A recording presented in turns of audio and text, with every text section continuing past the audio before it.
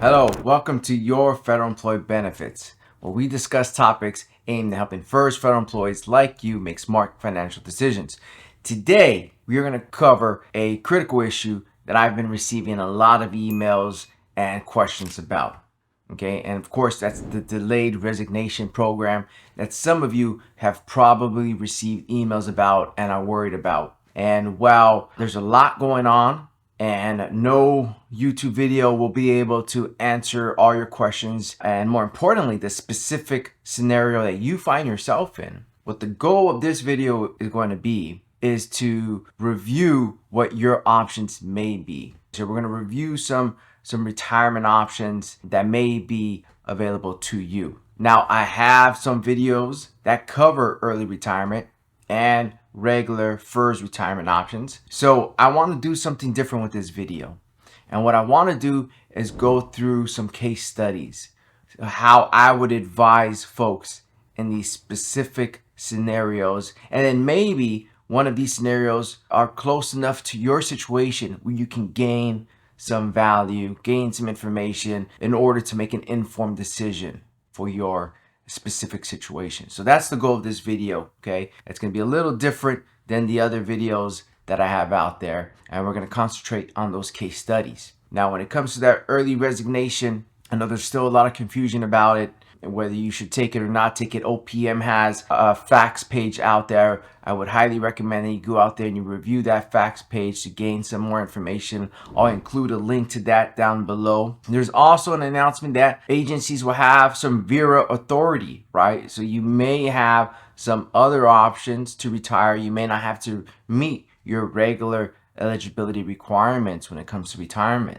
So I would recommend that you go and look at my video on VERA and how that works if you don't understand it. But for this video, we're going to focus on these specific case studies that may apply to you, so you may get some value out of seeing how I would advise these specific clients in these situations. Now, if you're new here, I'm Jose Armenta, a certified financial planner practitioner helping first federal employees plan and retire with confidence. Now, without further ado, let's dive right in. Now, today's video is going to be a bit different from other videos I have covering retirement and early retirement. In this video, we are going to look at specific scenarios. So we're going to look at folks who have only 4 years of service, who have just started their federal career. What may their options be? We're going to look at folks who have 25 years of service and have not reached their MRA, minimum retirement age. What options do they have available to them? And then we're going to look at some folks who have reached their MRA, okay? And we're going to look at folks who are older than their MRA. So we're going to look at scenarios in all of these different areas, and I am confident that no matter who you are, you'll be able to take some value from this and apply it to your own situation so you can make a more informed decision, especially right now with all that's going on. So I hope you enjoyed the video. Let's dive right in. So the first case study that we're going to look at is for Aaron. Okay, Aaron has just started his federal career. He is 28 years old. He has 4 years of service. What options may someone in this scenario have? Well, to be eligible for a FERS pension of any type, you need at least 5 years of service. Now remember, the way that you meet retirement eligibility under FERS is you need to have a certain amount of service, years of service, and you need to meet a age requirement in most situations. Okay, Aaron is 28, far from his MRA, but even more important than that, he doesn't meet the minimum of 5 years of civilian federal service. Even if, for you veterans out there, even if you have military time that you have bought back, you need at least 5 years of civilian service. You cannot meet retirement eligibility, the minimum retirement eligibility of 5 years with your retirement time. You need to have 5 years of civilian service at a minimum. Okay, so Aaron has really no options for retirement eligibility. And if he finds himself in a situation where he's facing resignation, that could be the best course of action for him because he is not meeting retirement eligibility. Now, granted, he has 4 years of service. So if he can get 1 more years of service, he'll meet that minimum 5 years of service and will have a pension available to him when he is 62. Because remember, to retire with 5 years of service, you need to be age 62. So he can do what's called a deferred retirement, which is he separates from service once he has 5 years of service and then files for his retirement benefits once he has reached age 62. So Aaron would leave service once he reaches 5 years. He would be 29. Okay, let's say he's 28 now with 4 years, and a year later he does one more year of service. He's 29, separates from federal service, then files for his retirement once he is 62, and he's going to receive that pension at age 62. So that's the deferred retirement, right? There is no minimum age. You separate from service, deferred, you defer that pension until you meet the age requirement once you have those years of service. Okay, next up, let's look at Caroline. Caroline is 28 years as well, but she has 5 years of service. So we've covered this. She has 5 years of service. So again, she's going to qualify for that deferred retirement option when she's age 62. So remember, the minimum is 5 years of service, and you'll be eligible for that deferred retirement where you're deferring receipt of your pension until you meet that minimum age for the years of service you have. So if it's 5, minimum age is age 62. Okay, moving on to Jackie. Jackie is age 48. She has 25 years of service. So she has not reached her MRA, which for most folks is going to be age 57. So she's far from that. She doesn't have the minimum retirement age, the MRA. She has not reached that. She has 25 years of service though, but because she has not reached her MRA, she's in the same situation that Caroline and Aaron is. Granted, she has more years of service, 25, so her pension will be larger than Aaron and Caroline, because remember, the way we calculate your pension is your years of service multiplied by your high 3 multiplied by a pension multiplier. And if you don't have 20 years of service and are at least age 62, then your pension multiplier will be 1%. If you do have 20 years of service and have reached the age of 62 when you retire, so you retire at 62 or later, then your pension multiplier gets what's called that 10% bonus. So instead of your multiplier being 1%, it is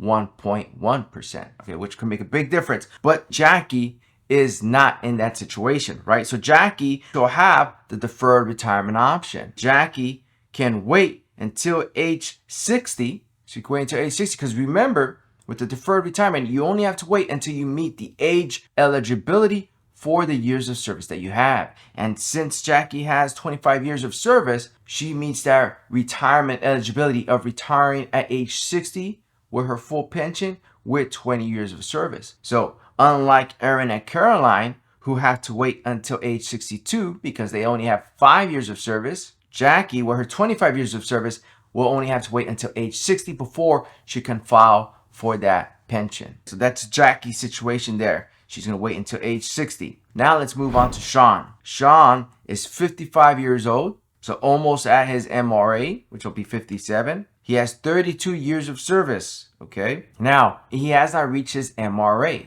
so he's in the same boat. He has a deferred retirement available to him. That is it. But since he is 55 and he has over 30 years of service, he only has to wait 2 years to file for retirement. Because remember, for a full unreduced retirement, you can retire at your MRA with 30 years of service, at least 30 years of service, which Sean meets once he reaches his MRA. So he's 55. If he was to take a deferred retirement now, Sean would separate for service at 55, go find another job in the private sector, then file for his retirement in 2 years at 57, his MRA, and then he would receive his pension there. Okay, so a bit different, less time. He has more years of service, so he has to wait less time before he can file for his retirement. Now we're going to move on to Brett. Brett is 57. He has met his MRA. He has 10 years of service, so he qualifies for that MRA plus 10 retirement option. Remember, once you reach your MRA, you can retire with at least 10 years of service. However, you will have your pension reduced, okay? Your pension will be reduced. Something to keep in mind, his pension will be reduced, but he can retire at age 57 with 10 years of service. Now, let's say he did not want to take a reduction in his pension. Well, then he can do what's called a postponed retirement. Once you meet your MRA, you can postpone your retirement, postpone receiving your retirement. You separate at MRA, your MRA, you separate from federal service, but you do not file for your federal retirement until you have those years of service, until you meet the age requirement for your years of service. All right, moving on to Nancy at age 62 with 37 years of service. Nancy has full eligibility because, again, she has the age, she has met the minimum age and minimum service requirement, so she is eligible for an immediate pension, okay, immediate retirement. Because remember, at age 62, you only need 5 years of service. She has quite more than that at 37 years of service. So she will not only be able to retire immediately, but she gets that 10% bonus because she's at least age 62 with at least 20 years of service. So she has full eligibility, Nancy does. Okay, now I hope you gained some valuable information from those case studies. Now, while most of you will not be in those specific scenarios, I think we covered enough areas where you'll be close enough to one of those situations where you can gain some information and make a more informed decision. Okay, now remember that each retirement, whether it's deferred, postponed, or immediate, are a bit different. One of the important things to remember, and I have an article on this, and I will put that down below in the comment section. One of the important differences is that under the postponed retirement and immediate retirement, you can carry your FEHB, your health insurance, into retirement, which is huge for retirees. So that's something that you want to consider when you decide on which retirement option may be best for you. Are you going to take your health insurance with you? Now, with the immediate retirement, you will take your health insurance with you. Under the postpone, when you separate, you will not have health insurance,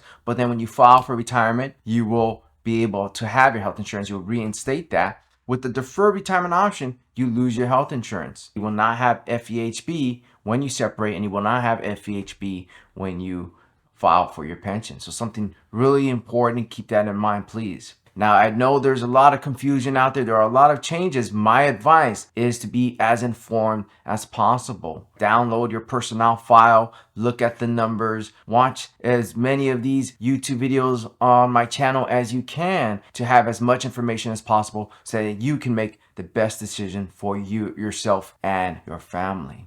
I hope you enjoyed the video. If you did, please hit that like and subscribe button. That's the best way to support this channel. And if you're interested in learning more about how my financial planning firm can help you with your financial planning and retirement needs, go ahead and use the link below to schedule a free consultation today.